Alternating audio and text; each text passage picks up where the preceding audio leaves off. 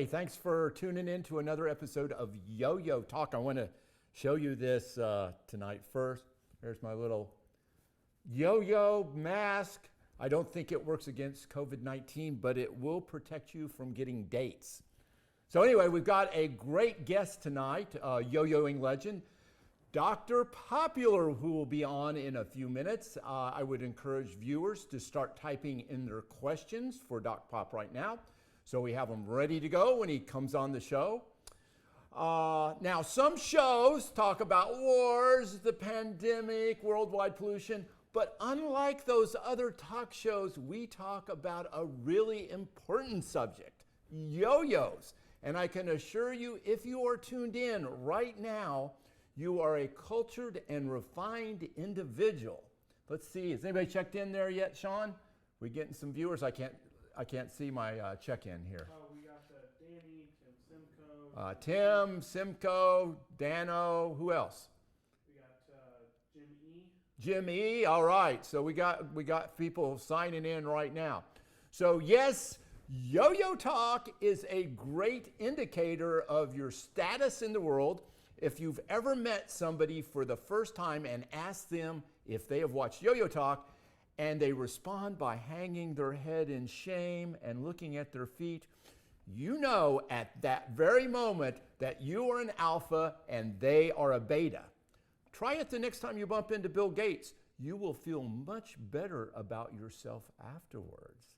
And all those alphas out there, if you have not signed up to Doc Lucky's Yo-Yo Talk group page, please do that now.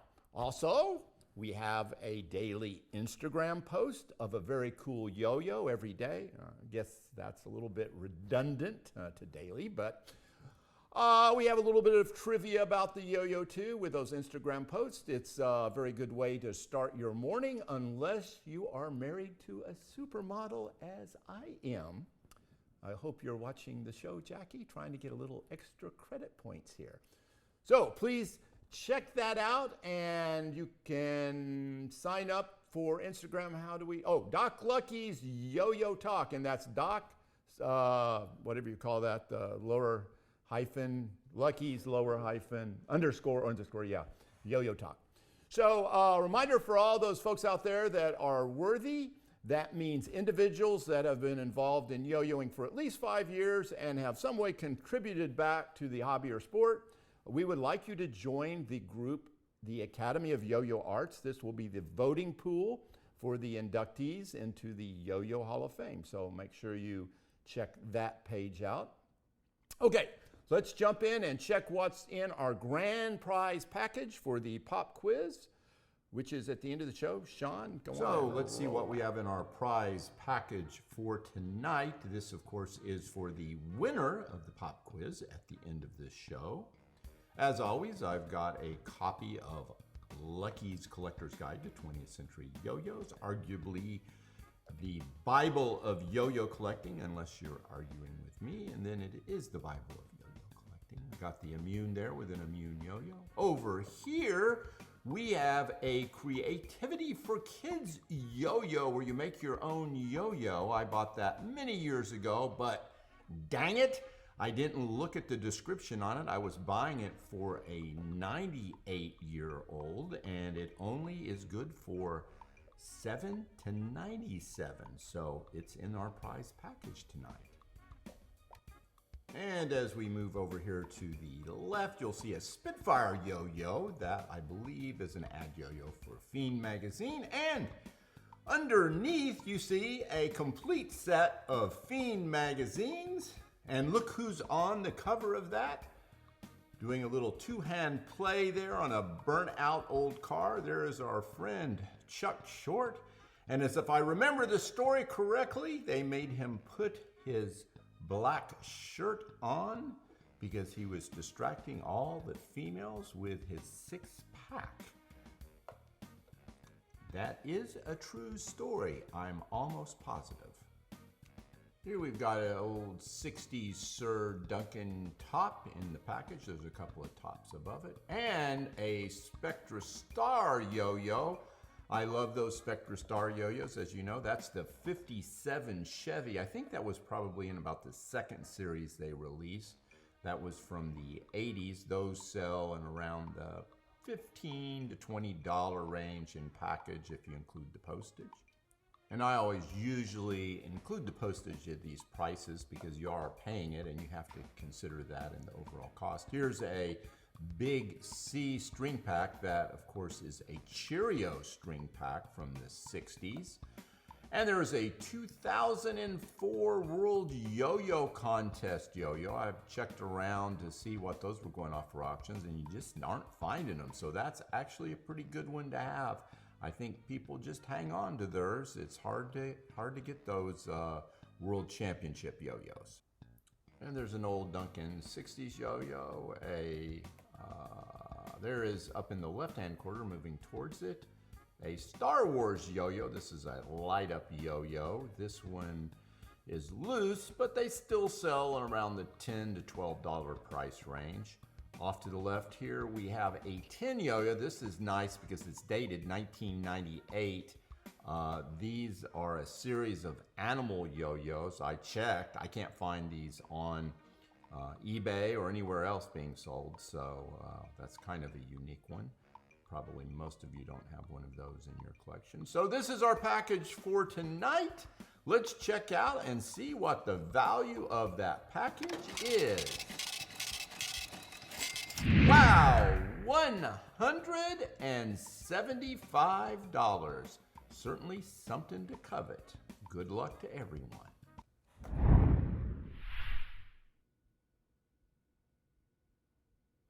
So pretty good prize package for this evening, and congratulations to our official grand prize winner last week. That was Tim Simcoe, winning the pop quiz with the answers KO, which represents potassium on the periodic table of yo-yos, and Coca-Cola as the brand most associated with the Russell yo-yo. And this is kind of weird because Tim never makes it from being the tentative winner to the official winner. So, Tim, your prize package is in the mail. And the Nickinator took the after-show quiz from the Zombie Cause Risk Bite Calculator, with figuring out the answer for the risk of zombification was 18%. I don't know how he got it that fast, but he is the Nickinator. So anyway, now in the lightning round, after we checked the time code, we ended up with a little bit of controversy as we had two winners. Yes, the answers came in exactly the same time as the timestamp, and this is the first time that has ever happened on Yo-Yo Talk. So the correct answer last week was Dr. Popular, the designer of the Icarus Yo-Yo, and as I mentioned before, Doc Pop will be on the show tonight as our special guest here in just a few minutes. He's sitting in the green room right now. So that's something to live for. The winners of the lightning round were the Nickinator and Dano. And since in Yo-Yo Talk we can never have two winners, as there's only one prize package, that would be those 4 Doc Lucky Yo-Yos. That means that next week we will have a fight night, a duel to the end to decide the official winner. Now, how do you decide a duel to the end on a talk show? Well, the Nickinator wanted to make it a trivia contest, and Dano wanted to make it a throwdown. And since each would have had a personal advantage in those requests, I have decided to revive the Wheel of Pain. Yes, straight from the sadistic mind of Mark McBride himself, the World Championship Wheel of Pain will be on Yo-Yo Talk next week, with all new challenges to decide the final winner. If one of our contestants does not show up, they lose, and the wheel will be spun, and when it stops, it will be on a challenge that a contestant must complete. The first contestant not to complete the two challenges will be the loser, or if they don't show up, they'll be the loser. So hopefully both of those guys will show up next week. The challenges will be not only painful physically, but they will be painful mentally as well. So, Yo-Yo Talk Fight Night will be available on pay-per-view for a mere $99 access fee, or you can watch it for free on Yo-Yo Talk Thursday night at 9:30 Eastern Standard Time. The Nickinator versus Dano. Start popping your corn now and ordering your soda, because nothing like a brutal, vicious duel to the end to make you hungry. So I would like to mention that yesterday was the Worldwide Top Spin Day that was celebrated at the Top Museum in Burlington, Wisconsin. I know that Judith Schultz, the director of that museum, is a frequent viewer of Yo-Yo Talk, and I'm sure she had a lot of goings on this week in the museum. And I would encourage everybody to go out to the museum if they're ever in Burlington, Wisconsin. And for a little unfortunate news, John Higbee, who's been on the show, as you guys know, is also known as the Yo-Yo Guy or Yo-Yo People when he's been performing with his wife, Rebecca. They had a bout with some unfortunate luck. To make a long story short, a tree fell onto their car and is no more. Somebody put a tree magnet right there in the front seat, and look what happened. Fortunately, neither one of them or their kids was in the car, but unfortunately, through a technicality, they had no insurance. Needless to say, COVID-19 has not been very friendly to professional yo-yo performers, and Higbee could use your help. And you ask, how may I help? Well, there is a GoFundMe pages, and if you have some extra coin that you can toss to a yo-yo brother, then I'm sure it would be much appreciated. Another way you could help is you could go to his store at bigyoyoart.com and buy some of his artwork. Or you can do both, but wait, there is more. Dr. Popular, who is stepping up right now, and a guest on the show. He is stepping up and he is donating all the proceeds from the sale of his gold-plated executive yo-yo for all the purchases that happen in the next 24 hours to the Higbee GoFundMe page. So that is fantastic. I ordered one right before the show started, and there are only 9 left. So guys, get out there and pick up some of those gold-plated special edition Doc Pop yo-yos. I did have one interesting question since last week's episode, and here it is on Yo-Yo Talk. Do you make more money from sponsors, or do you make more money from advertisers? So I spent several hours tallying up the finances, sponsors versus advertisers, and guess what? The number was the same, 0. And it's going to remain the same because we don't have sponsors or advertisers, nor are we looking for them. If you promote a yo-yo or a company or anything to do with yo-yos, we're happy to do that on the show. It's a big community and we don't have favorites. If somebody wants to give away a yo-yo as a promotion or run a special in their store, we're happy just to promote it for free. So let me know. I think it's pretty self-evident that I will never have enough viewers to make any money off advertising, as we average about 1,000 views per episode, which is nice considering we're a pretty small niche market. If we were getting maybe 1,000 out of probably 2,000 worthy people in the entire world, I think we're doing pretty good. So the message is, if you're planning on starting a yo-yo show, you better have a deep pocket, because it's not a good retirement plan strategy. And of course, I would love to have anybody in the yo-yo world that wants to promote any special thing, whether it be a yo-yo, a contest, or just your website. Yeah, send me the information. We'll put it on the show. Now, you may notice I have been drinking out of this cloaked black can. You've seen it on the, there's the old roll of me doing that. Why is this? Well, because someday a big drink company will pay me big bucks to reveal, most likely during the Super Bowl, what the famous host of Yo-Yo Talk is drinking as his favorite drink. And to promote this each week, I will be testing a new drink and I will be comparing it to my favorite drink,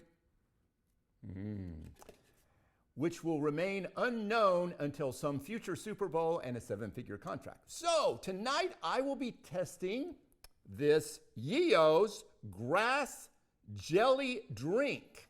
Yes, that's right, grass jelly drink. And as you can see here, let me show that up there. They have tried to make it more appealing by showing a pile of charcoal briquettes as a logo. So let's have a taste.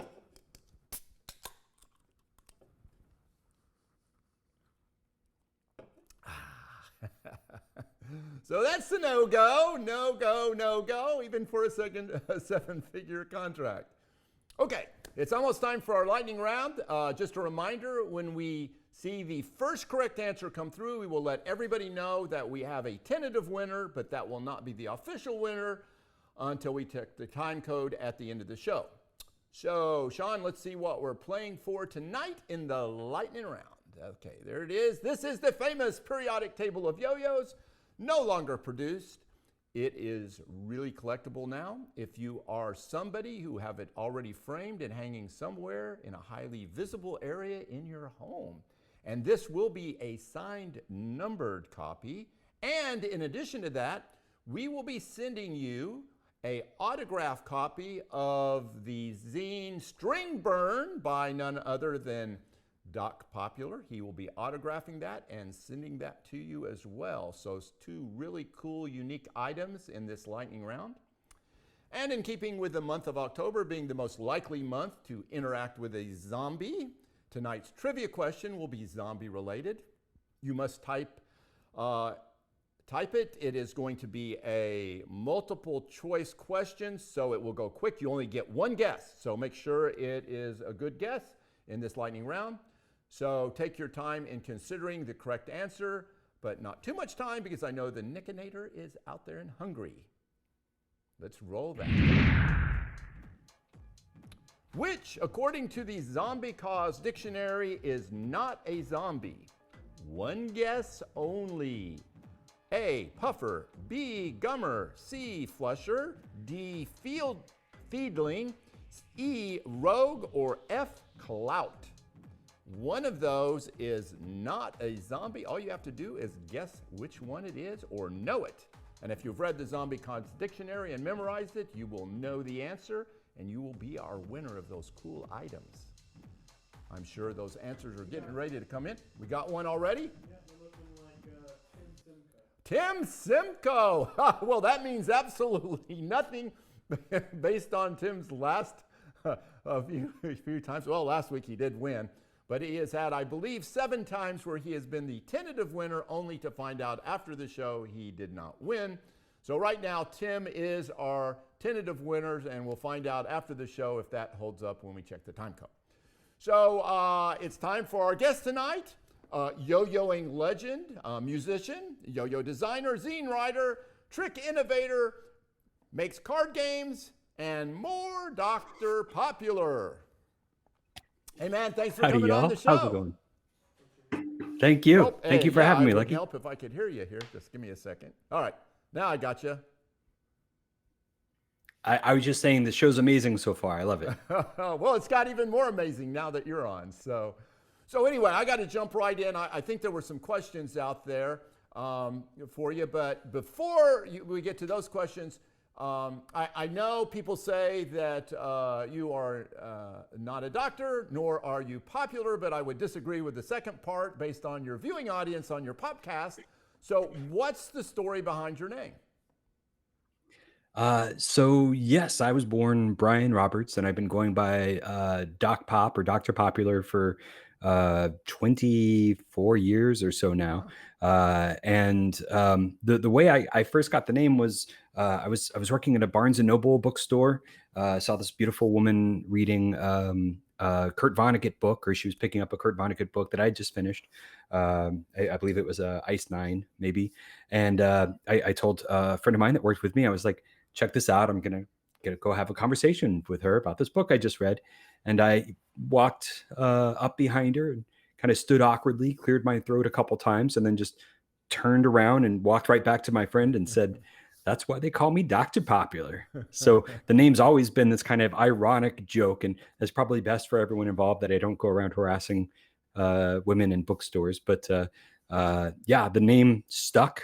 and is supposed to be ironic, but it is certainly hard for some people to see the irony. Sometimes they think the guy calls himself Dr. Popular, and I guess that's I mean I chose the name, so I have to live with it. But that's where the name came from. Cool, cool. Now I know that one of the main things you do is you do your popcast videos, and you do some yo-yo reviews and tutorials, and that's www.patreon.com.pop. I can't read /.pop. So tell me about some of the stuff that you're doing right now in the yo-yo world.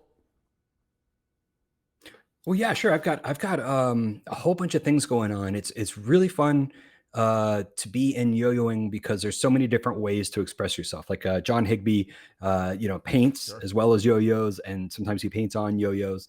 There's a lot of people who got into video production because of yo-yoing. They're like full-time video editors. I like making the videos. The videos are called Popcast Yo-Yo Vlog. I've been doing Popcast on and off for about 15 years.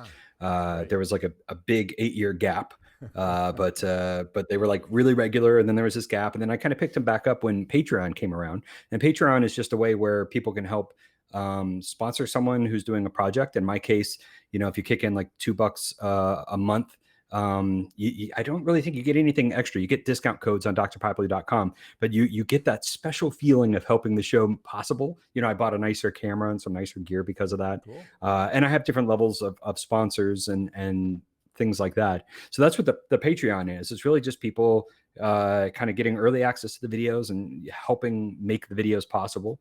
And the Popcast Yo-Yo vlogs are usually 10 to 15 minutes long. I might tell a story for 5 minutes, and then I might teach one of my tricks. Well, actually, what I really like to do in podcast is focus on concepts rather than tricks.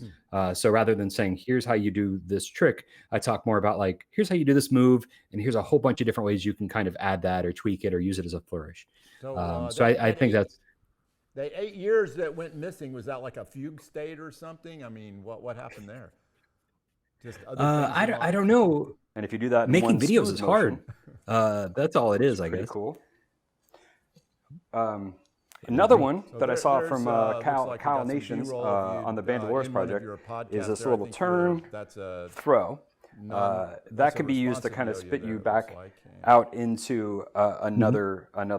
That's just a wooden yo-yo. And that move is you're going to be stalled. Yeah, and sorry, I hear my voice on there. So and then you turn your hand why don't we take that off this way. Talking over us. So you started. But I sounded great in that video. In 1999, I was surprised. I thought you had been, yo-yoing since you were like 10 years old or something. So tell us about your start in yo-yos. Yeah, I thought I was going to be a rock musician. And on my 21st birthday, I lived in Nashville, Tennessee. On my 21st birthday, I flew to Seattle, Washington, and then drove down to Olympia, Washington, where I was going to have this meeting with a label, K Records, out of Olympia, Washington. It turns out that they just liked my demo, but they weren't going to sign me. I literally flew out there thinking like it's happening. Yeah. And while I was up there, I picked up a yo-yo from the Space Needle because I'm a World's Fair collector. It was really down to either the yo-yo or the snow globe because they were like the same price, $1.50. I ended up buying this green wooden yo-yo. Came back to Nashville. You're not talking about a Seattle-like Space Needle yo-yo, are you? No. Oh, This is not like wood yo-yo, and I'm thinking, well, that was like would have been the find of this century in '99. Yeah. Yeah, Duncan Seattleite, I'm still on the hunt for. That's a beautiful yo-yo with these cool grooves on the side. It's actually been a big inspiration for my design because I like seeing these weird shapes of yo-yos. But no, when I came back to Nashville, I had this like novelty yo-yo that I bought from the gift store. And this guy in the mall was opening up a yo-yo stand that day. He was literally putting the yo-yos on the shelves. And I had a yo-yo, and he thought I was an expert because I'd had a week of practice. And that's how I got into yo-yoing. He hired me. A regular wood yo-yo that wasn't like a peg string yo-yo or anything like that, was it? The yo-yo from the Space Needle was just like a wooden Newton. Okay. And so it was just a a little generic. bit playable then. Mhm. Cool. Yeah, it wasn't fixed or anything. But I mean, all I could do was loops and sleeper. So the guy at the yo-yo cart But saw you with it, and then what? You hooked up with some better yo-yos, or? yeah, he asked if I was interested in working, and I Oh, quit my job wow. at the Barnes and Noble. And he needed someone to work there, and he moved from the West Coast where the boom had just started. So I got in after the boom had started, but it hadn't picked up on the East Coast yet. So he knew it was coming. He spent his life savings opening up this kiosk. Moved to Nashville, and hired me, and I just got to practice while I was standing, not selling yo-yos between sales. Yeah. You're just, yo-yoing, and it was great. I mean, it was really amazing. It was the first round of ball bearing yo-yos, but I mean, other than the Newton, I didn't know that those were new. I didn't know. I don't think the Bumblebee was out yet, so it was like the Raider and a Sonic Spin, maybe. Would have been the big one. So was he primarily just selling Yo-Megas, or did he have other brands too? I don't know when we got everything, but we definitely had everything that was available. Okay, cool. So we were close with Pro Yo. We were close with. What happened with that yo-yo shop when the 1999 Pokemon hit, and did he go under? Yeah, it gets worse than that. So I became a regional manager. I went from working in a coffee shop at a Barnes and Noble to like having 4 stores under me, learning everything about sales and retail. I was traveling around. And I would travel to Virginia to open a store in a mall, hire the staff, get it running, and a month later go open somewhere else. So I got this amazing experience. After the year, after that like holiday season, it did so well. I saw he made so much money, and he paid me well too. But I saw that it did so well that he offered to sell me the business. The name of the business was Yo Mama's Yo-Yo Stand, and I bought the business, and I opened a cart in St. Louis, Missouri. All the other carts closed. I got the inventory, and I thought, if I could do literally lucky, if I could have done 1/10 of what he did at one of his stores, I would have been okay. But I didn't. I mean, there was Veriflex yo-yos with the DVD for 99 cents at the toy store 10 feet away from my kiosk. It was brutal. And I had a year contract at the mall. It was, I lived in my car for 2 months, maybe 3 months. That Pokemon. Yeah. So I felt the boom. I definitely got in because of the boom, and the boom ate me alive. Yeah. But so you do the little zines. Did that start before yo-yos, or was that something that kind of spawned out after the yo-yos with the artwork? Yeah, I'm from a small town in Middle Tennessee, a town called Lewisburg, and our outlet, or our way to find out about other things happening, was through zines, through these self-published magazines and comics that people would make, and they'd send me some, and then I'd some of my copies and stuff. So since I was 15, I was sending zines out through the mail, and learning about all these cool things, and so zines has always been kind of a that DIY ethos of like making stuff. It's not just yo-yos. You do different ones, correct?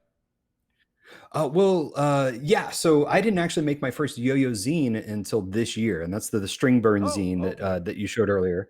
And I still don't know what to do with it. They're a little pricey. I designed them actually to fit in a yo-yo box, which is like 3x3, and it turns out that's crazy expensive for production. So I'm trying to figure out, do I want to get larger boxes just so I can include zines in? But yeah, I did string burn zine, and like Steve Brown wrote some articles for it, and we had different artists, and Sean Garcia shared some of his yo-yo photography. And that was just a passion project, because I haven't even put them on my site for sale. I literally just occasionally throw them in. If it's like a higher order or a name that I've seen before, I'll definitely throw it in. Yeah, well, congratulations to Tim Simcoe, I guess. He probably won that skin burn zine from you there. So what's up with Doctober? Tell me a little bit about that. Well, I just want to show this real quick. This is a yo-yo comic I made that's going in your box today. This is the story I just told you about, the yo-yo in Seattle and everything. So this is a little comic book I made that's this cool like silk screened comic. So yeah, I still do some like yo-yo comics and stuff like that occasionally. So what were you asking? I'm sorry to interrupt. The Doctober. Yes. Doctober is the 13th month. Scientists have just recently discovered it. It's very impressive. Some friends on Instagram, some fans who like the responsive yo-yo stuff that I'm doing, decided they wanted to do a month of responsive yo-yoing and kind of like learning some of my tricks, like you showed with that wooden yo-yo. And they came up with the name and the idea. And somewhere along the line, I thought it'd be cool to have a prompt for every day of the month. So I actually have a list of 31 tricks, mostly tricks that I created. And each day I'm trying to share on Instagram me doing those tricks. And I know there's one yo-yo company, Toy Bonnia, at the end of the month is going to be randomly giving out a thing, which is the name of their yo-yo. They're giving out a thing to a random Doctober participant. So cool. If you find the list on my at Doc Pop, if you find the list of the tricks, you can just hashtag Doctober and do one of the tricks, and you have a good chance of winning. Great, that's fantastic. So I've got to, before we get out of here, I've got to ask you about Knife Tank. I mean, I know that doesn't have anything with yo-yos, but I think it's really cool that you've invented this card game. Hey, Sean, can you throw that B-roll up?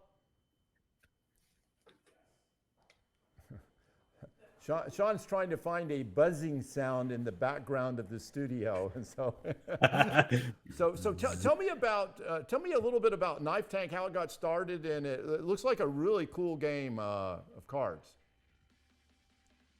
Yeah, I love this video that you're showing, by the way, too. The Knife Tank character is something I've made games for. I'm a game designer and kind of a aspiring board game designer, and we've made a couple Knife Tank games, like video games and stuff like that. They're all totally different. So it's just this fun thing, like what would you, if you had a thing called Knife Tank in your game, what would you do with it? And in this game, this card game, each player has a card with a tank on it, and they try to move it to the opponent's side of the table without falling off or without getting destroyed by the opponent's Knife Tank. So there's these movement cards, there's knife cards. So when you get close, you kind of try to stab your opponent. Huh. And there's this really fun thing about dexterity cards. So there's a few cards where you stand away from the table and you flick a card. And if it lands on your opponent's tank, it does damage. So, it's definitely got that dexterity element that makes it different than other games, but also probably came out of my love of dexterity toys and skill toys and stuff. And it's got this heavy metal aesthetic. I mean, when you have a game called Knife Tank, you have to do it in an extreme metal font, have fog machines everywhere in the promo video. Like that's a must have. Yeah, that's a great video there. So, hey, anyway, thanks for coming on the show. Great stuff. And folks, remember to buy one of those gold-plated executive yo-yos that Doc Pop has to help out Higby. Doc, many thanks for doing such great kindness with this. That's you got one right there. That's nice. There you go. So so pretty. There were only 10 to start out with right before the show. I know I bought one, so it's good for 24 hours. So get out there and let's see if we can help Higby out. Okay, so now it's time to go to our pop quiz.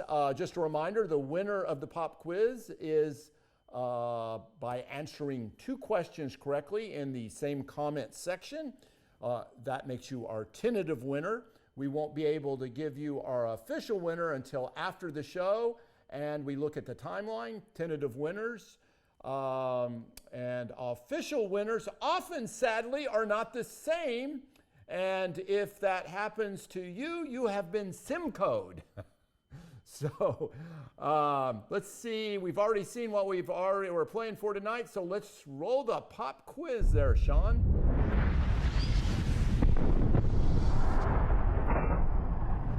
Doc Lucky's pop quiz. One shot, one champion. First to answer both questions in the Facebook comments wins. Get ready.